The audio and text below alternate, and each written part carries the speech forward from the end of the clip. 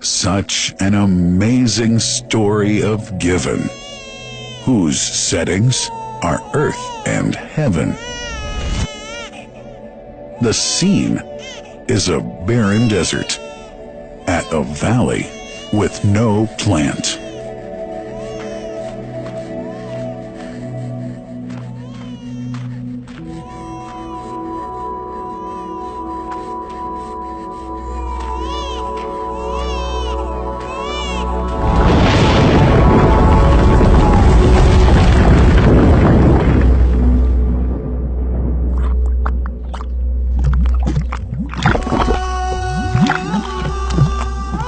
Here's Hagar using hands to bring together to restrain the gushing water.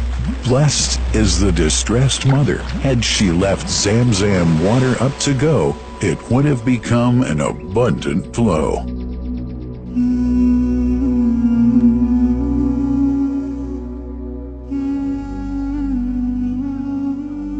Gabriel stepped hither. Then the great well gushed, superior to all other, a miracle to stay forever, reviving the old tradition. With a water so pure, drinking it is a devotion, and to body and soul is a cure, a blessing from the merciful God. And the prophet blessed it even more. With a touch of his mouth, and his heart was wherewith washed. It's a divine gift to the devout, never failing, nor drying out. Feeling hungry? Be its guest. Its oft drinker suffers no hunger nor thirst. O Zamzam, what a wonderful well! A miracle, timeless and eternal. There are only 21 meters that separate the Kaaba from the well of Zamzam. The mouth of the well lies underneath the Mataf area, parallel to the black stone.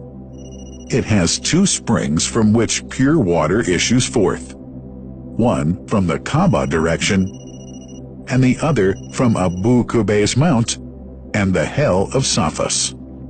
That venerable well is ever clean, having no moss, insects, fungi, or other unusual water contaminators. By the grace of God, Zamzam's fresh water continues to outflow at 11 liters per second as minimum rate, and 18.5 liters per second as maximum. The amazing thing is that such a prolific well is only 31 meters deep, underneath the Kaaba diameter. The journey of the blessed water starts by pumping up water from the well, using two huge water pumps working alternately for 24 hours a day. Soon after, the pumped water is transmitted to the King Abdullah bin Abdulaziz project for Zamzam water in Kadai through special pipelines to maintain its unique characteristics. Crystal clear water is on the way. Come, O seekers, no delay. As for the Prophet's mosque, Zamzam water is transported to it in tankers with standard specifications. Their lids and valves are securely locked to preserve the water from any extraneous elements. No one can unlock them but the person in charge at the Prophet's mosque. Normally, 150,000 liters of water are transported per day, but this figure goes up to 400,000 liters per day during religious seasons. The processes of water drawing and pumping and the controlling of pipelines and tankers through optical fiber technology are all carried out using the high-tech SCADA system.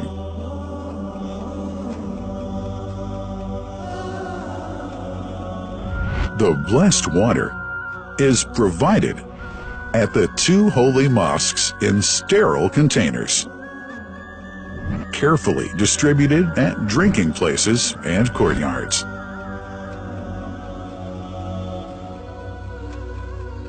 The containers are prepared at various filling points inside the Grand Mosque and the Prophet's Mosque, and then moved on electric carriers inside and around the two mosques.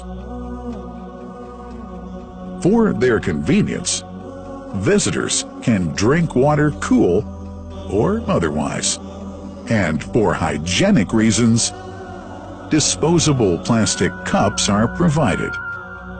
About 2 million cups are used on a daily basis.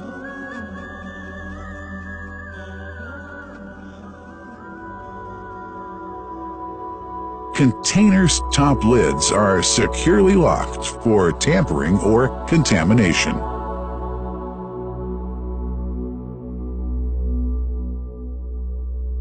Predefined steps of periodic washing and sterilization of containers are carried out at special stations.